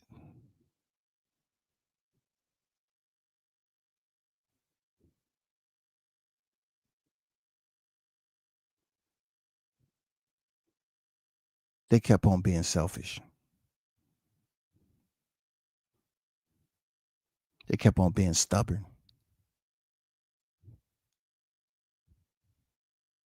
To the naked eye, was telling them everything they need to know about the greatness of Crawford. But being that he couldn't test positive, he hasn't tested positive, he don't have mug shots, they had to go elsewhere. It was insanely inept to hear these people dog the shit out of Deontay Wilder for a lack and having fragmented fundamentals, but turn around for Crawford, who has one of the most well-rounded boxing technical skill sets in the game. But yet he was hated for a different reason than Deontay Wilder. I thought y'all said Deontay. Oh, he got the windmill going on. He has no skills. He's this, and this. But when it came to Crawford, somebody who has those fundamentals, he has the diploma from the School of Hard Knocks, y'all. He has the doctor's degree from the School of Hard Knocks. He's now been certified as boxing royalty. He went out there and beat another pound for pound fighter, not just any pound for pound fighter. He beat the one that's supposed to be the face of boxing, y'all. Canelo has been making millions on millions and millions. And you have people out here talking about Crawford only got 10 million. No. We're not talking about what Crawford got. We're talking about the performance.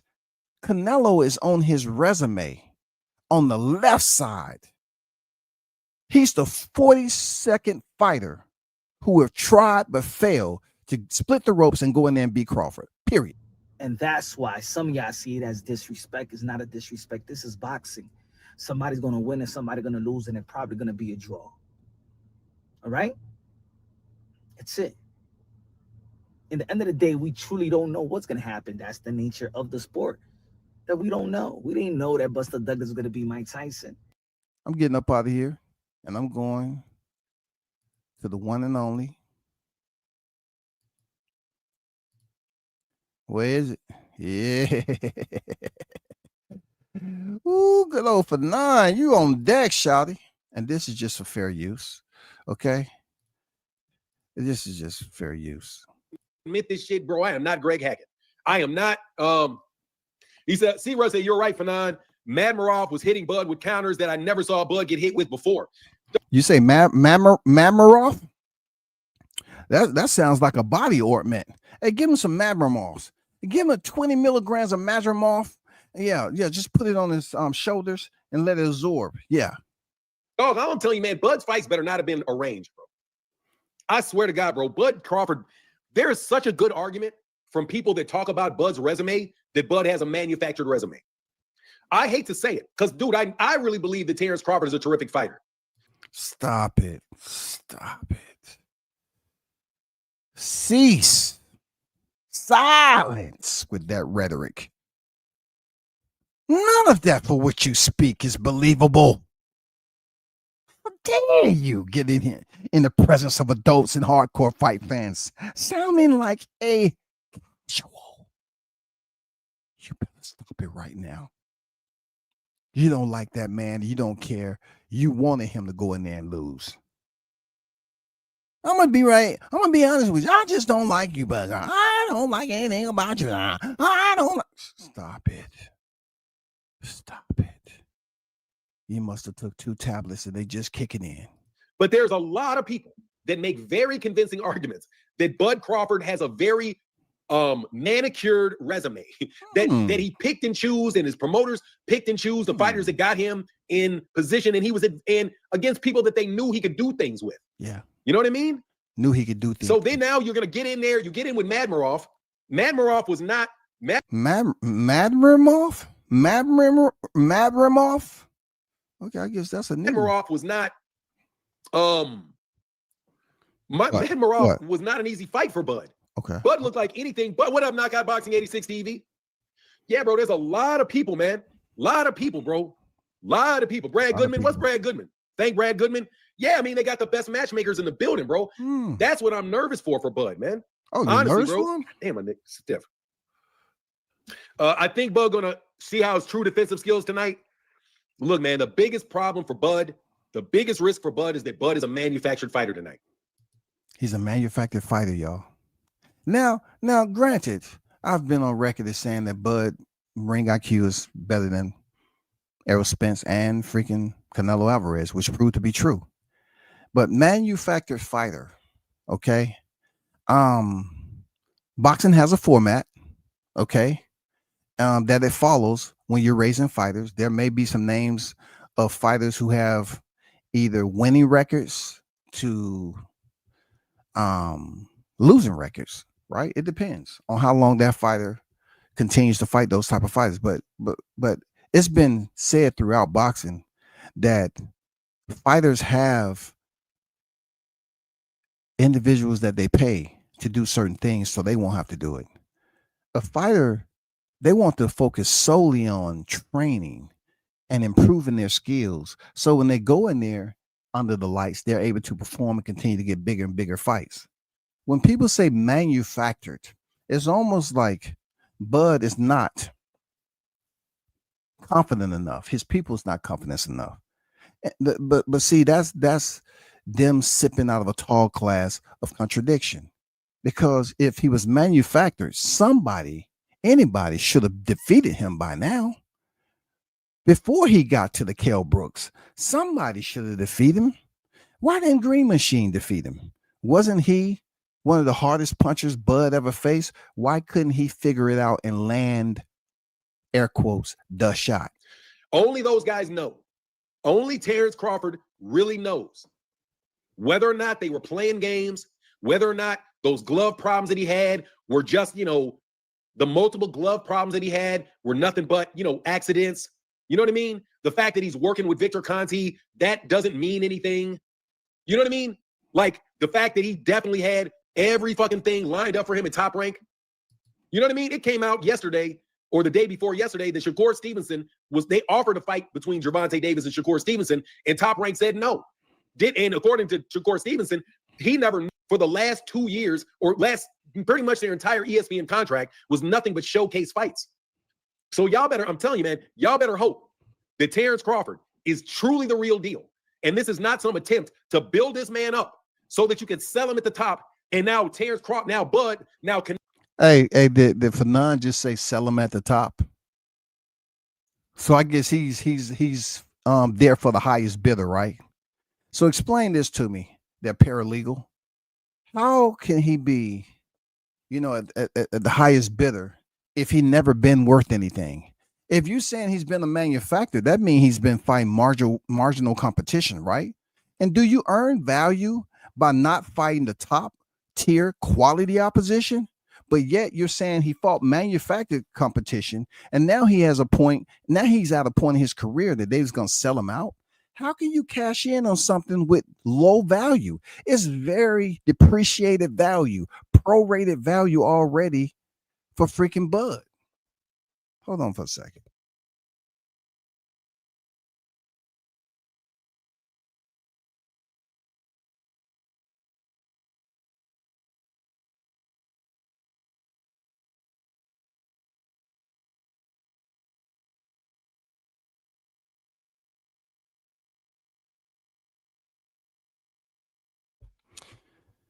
Yeah, look, this doesn't take any type of scientific research. It doesn't take me doing a control study with the hottest chat in the MFing game. But I'm trying to see these individuals like him that consider themselves to be a bit more intelligent than the average human being. You're saying that this is going to be selling Bud off at the top. But if he had manufactured opposition to build himself up to that point, isn't he considered a fraud? Because regardless of the numbers doesn't represent what? The appreciated value that he should get. I'm talking about the value knowing he fought top competition. They was qualified. He went in there. It was going to be a 50-50 fight, right?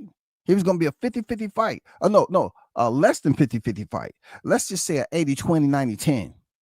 He went in there with a less 50-50 fight all the way up through his career because he was a manufactured fighter. So he gets very minimal credit to none, right? So how can his value be at a higher equitable status for Canelo Alvarez if he's a manufactured fighter? It makes no sense because y'all said that Spence can beat everybody on his resume. So how in the heck can you combine, and in its totality, say that Bud has a quality resume when you said his opposition is manufactured? If they was manufacturing his opposition, that means they're not going out there looking for the top tier fighters. They're going out there just looking for the ones that Bud can absolutely defeat. Right? Am I right or wrong? Canelo is now greater than Floyd Mayweather Jr. because Canelo beat Terrence Crawford. Let's remember, bro, and really remember this. We are and this is why I want Bud to win. And this is me being honest as I can be, bro. I want Bud to win because I don't want the best black fighter in the world to get his block knocked off by Canelo Alvarez. Really, I don't want that. And I've already seen how the boxing system has played the PBC, how the PBC has played. They played the PBC. They don't ever put him in. Hey, shout out to Bold and Understanding with the 2-piece in the super chat. He said, "Punch is still drunk on stupid." Hey man, I'm not gonna, put. Look. That's not my friend, but I'm just doing the reaction. And yeah, some of the stuff he said, I don't agree with and would be considered stupid, but people will say the same for me. You know what I'm saying? He said what he said, trying to riddle me that, riddle me this, and it just doesn't make any sense. But I ain't taking no shots at him. You know what I'm saying? I'm just saying. Some of these guys get on here, man. And look, I'm retired.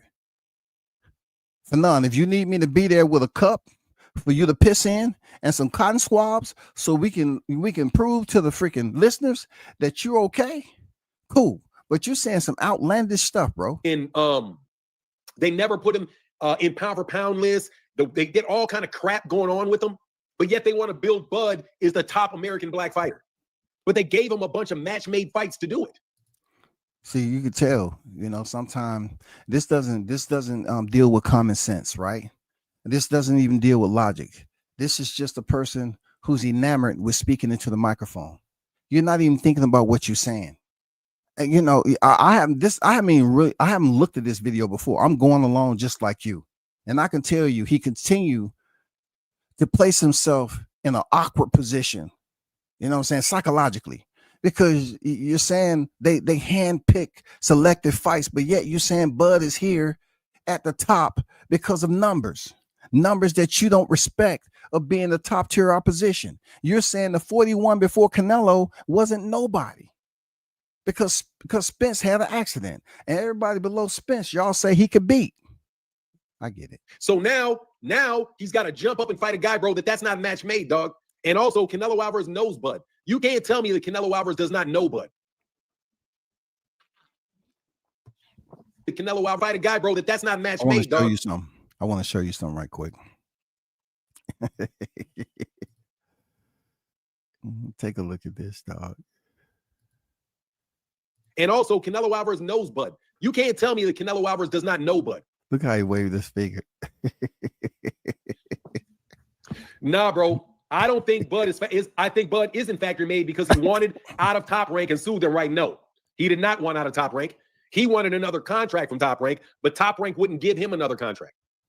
Top Rank said, "No, I'm not re-signing Bud. I'll do a fight-by-fight deal with him, like we did with Marvelous Marvin Hagler." No, that's who he has the support of, and they're all, you know what I'm saying? That fucking king stealing my money. No joke anymore. He's got people trying to call him the king, your excellency. If you don't get so perfect for a fix. This fight is perfect for a fix, man. I'm telling you, it's perfect for a fix. You're right. Okay. This fight was perfect for a fix. For real. I'm being genuine. This fight was perfect for a fix. I mean, I'm talking about all the perimeter, the entire 360 perimeter, the bubble that we was in, waiting for this fight. It was perfect for a fix. But when you go in there, even those judges that was donating rounds to Team Canelo, when you Bud Crawford and you go in there and make a definitive statement, you're basically breaking that word fix. You're basically consummating. You're leaving no doubt that you're the winner. You're making it so definitive that it'd be hard for the judges to screw you over. I'm not saying it couldn't still been a fix because the scorecards was awful close. Closer than what they were supposed to be, in my opinion. Like I said before, there's a lot of people that was hoping that this was the scorecard, a draw. If this would have came back on the scorecard, a draw, the Canelo fans would have been absolutely super excited, overjoyed that Crawford didn't win, they wouldn't have gave a damn about Canelo getting a freaking draw. They just would have been extremely happy that Crawford wouldn't have had the opportunity to have Canelo on his resume as a win, and to be the first man ever in boxing to become 3 divisional undisputed. 3 is such a small number, but a absolutely high point when it comes to the accolades. When you're talking about legendary status, when you're talking about legacy, 3 is such a low number, but a high point of freaking legacy. Such a high point, yo. Come on, man. If somebody said, hold your breath for 3 seconds, man, that wasn't nothing. Go out there and win 3 division undisputed. Huh? Shaggy? We do. You ain't gonna be able to do it. Everything about this shit looks like a fix. The whole 9. Okay. From the money that they're paying, to the stupid fact that they got this shit going on in the stadium, to the fact that they don't have anybody on the fucking undercard worth shit. You know what I mean? Who are you talking to, Omar Hernandez? Dude, Shane, shut the fuck up. Loses, Bud loses. I'm telling you what the biggest risk is. You guys are fucking frauds. Hey, Fahim, you got to give me the full sentence. I definitely agree with Fanon. This fight is going to be fixed. I'm just telling you, why are you looking for conspiracies and the fight hasn't started yet? When the fuck are you supposed to look for them, stupid ass? When you put your money on a fucking fight, you want to know what's going on, dumbass. How about that? Look, bro, I don't want to tell you, bro, that you're fucking morons all the time, hot boy, because I don't know why the fuck you call yourself a hot boy. Nigga, that's what women should call men. That sounds like some fugazi shit, hot boy. But I'm not looking for conspiracies, bro. That's boxing, bro. People fix fights in boxing, bro. People use steroids in boxing, bro. People fix gloves in boxing. People throw fights, dog, because it's a fucking fact. One thing we know, listen to Fanon, I guess there's a lot that he is assuming that we should get from the speed of his verbal cadence. He believes that he talked fast and brash. He's convincing us of something else. I don't know. But you know, me, I'm just listening to certain things. You seem frustrated. You seem like you're steadily trying to convince people of your opinions. You know what I'm saying? It's opinions. That's all. You're trying to convince people your opinions. Nothing wrong with that.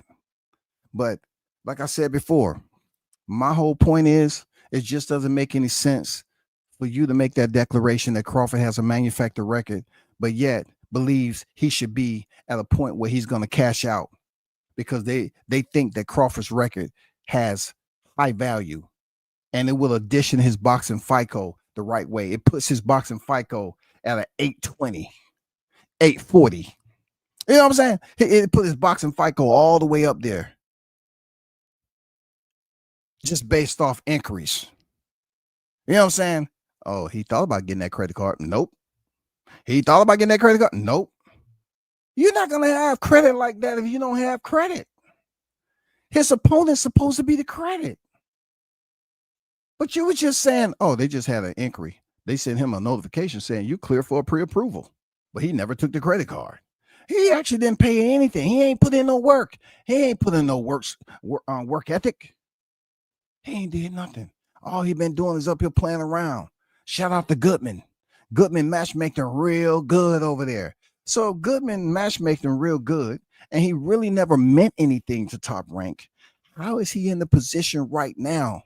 Why has he not been exposed? Why haven't somebody else became 3 divisional undisputed before Bud? Why was Bud sitting on there with only 2 other individuals, middleweights, in the 4-bear era for being undisputed before everybody else decided to hitchhike?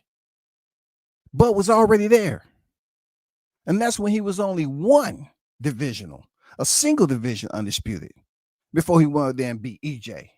And then now he went up there and beat Canelo Alvarez at 168. And you trying to tell me that moment is not supposed to teach you something about how you look at boxing? To stop denouncing a fighter's ability to go up there and challenge themselves? Stop denouncing it.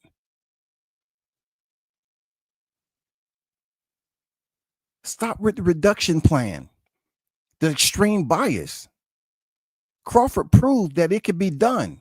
But now y'all want to say Canelo's freaking fighting since he's 15 years old and he's worn out. Man, get the F out of here. Because it's a fact. That's why. I want to talk about boxing for real. Stepped out. What up, D? What up, Greg Hack? With your bullshit. Because you know who Saturday, though, we doing the work. Boxing has been corrupt the same size. They're knocked out. What up, D? What up, Greg Hackett? Terrence Crawford did not fight Jermell Charlo. Terrence Crawford, like he said he would. Terrence Crawford did not fight Jaron Ennis. Terrence Crawford, there's a bunch of people in 154. Terrence Crawford did not fight. He fought Ismail Madmarov, won a championship against Ismail Madmarov, didn't give him a rematch. Jake, they ain't the same size, bro. Yeah.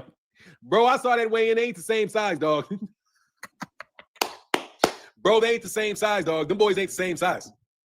I'm going to stop it right there because he's going into his fake laughing, and I don't want to turn this into that type of show.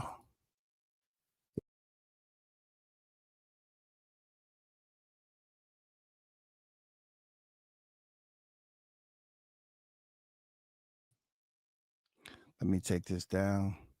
And, you know, I just think this scorecard, the people would have felt a little bit different. You know, if it came back 114, a lot of people just would have been so satisfied and content with that. But thanks to Bowling Understanding for that 2-piece. I appreciate you supporting the channel, big dog. Real talk. Shout out to Blue Hustle. I see you in the building, man. LaJessica in the building. Salute to you.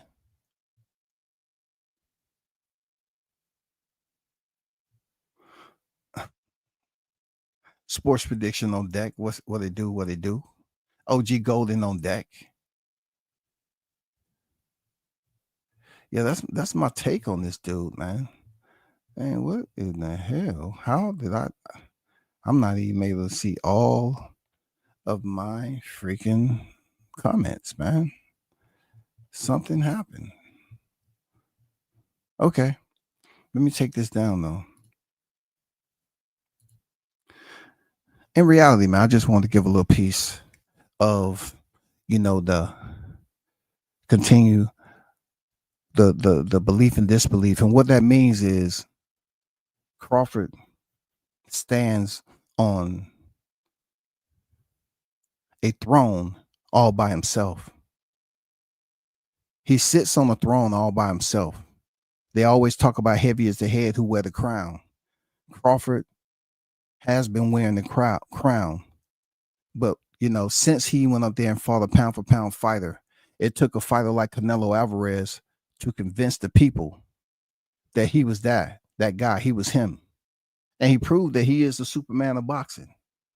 Because if you look at everybody who ducked him, that was talking that talk, you know, they was talking the talk like, hey, he can't do this, he can't do that. He's too small. He goes in there with a fighter who's been up to 175 and he disperses of him. He wins.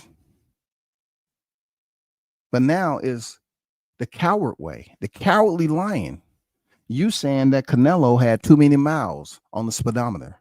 His body is not the same. And I think that's unfair and unacceptable. Because if you call yourself hardcore fans, you will see it from both sides. Canelo looked good at the weigh-in. He made weight. Both fighters weighed in at 167.5. He had over 65 professional fights that had nothing to do with Crawford. Crawford wasn't his manager. He wasn't his agent. He wasn't there carrying Canelo bags. Say, hey, go ahead and fight. Yeah, I know you just had a fight. Go ahead and fight again. Fight again. Fight again. Fight again. Fight again. Fight again. Crawford wasn't there doing that. So he takes no liability in Canelo Alvarez having all those fights. Y'all wasn't saying that when he fought Jaime McGill, Edgar Berlanga. Y'all wasn't saying none of that. He went in there and he was, you know, jumping all around. He was looking good, man. But all of a sudden he goes in there with William Skull, who was running, and he knew he was going to get the belt because they love giving Canelo rounds. He looked bad, but they were saying that all these videos I was seeing, they were showing that Canelo was banging out the bag. He was punishing the bag. So I was like, okay, cool. We got an even fight. You know what I'm saying? They still wouldn't give Crawford 50-50. Because here goes how they was manipulating the scales, right? They was putting freaking egg weights and everything in Canelo's freaking achievements. For real. They were saying that the man had all these fights. It wasn't a 50-50 fight going in there with Crawford. He had all the achievements. He'd been up in a higher weight class. He can hold off a small fighter like Crawford. You know what I'm saying? That's with them, pretty much manipulating the scales when it comes to balancing out the thought process and the perception of fight fans, giving you a clear answer on who's going to win. Who you think going to win? Canelo. Who you think going to win? Canelo. They put them biased egg weights on the side of Canelo because they didn't think Crawford, once again, based off the strength of Errol Spence win, would go in there and do what he did and have moments like he did with Canelo Alvarez. They never thought that. They never thought Crawford would stand on the inside and trade and be so precise, yo. His timing with the counter shots, magical, bro. He was so clean. It's almost like he had a car wash business, franchises all across. You know, he was in there washing Canelo, bro. That's real talk. He was washing Canelo. And though a lot of people that were supporting Canelo, I know you feel somber, sad. I know it stings. I know. Because you can't go back and do anything about it. You know? We thought it was maybe if the ring, you know what I'm saying, looked like this. Maybe if they would have had a ring that looked like this, he would have had more of a chance, man. But that wasn't the case. Canelo found out he was in there with a different type of quality of human being. One that has been proven to the people his whole life that he's better than them. You know? He told the Canelo fans, you're going to go home crying. And from what I'm seeing all over the line, them tearing up their flash screen TVs and stuff, that's exactly what was happening. But hey, man, shout out to the hottest chat in the MFN game. It's been 2 hours. I appreciate y'all, man. Another time, another place. This ain't over.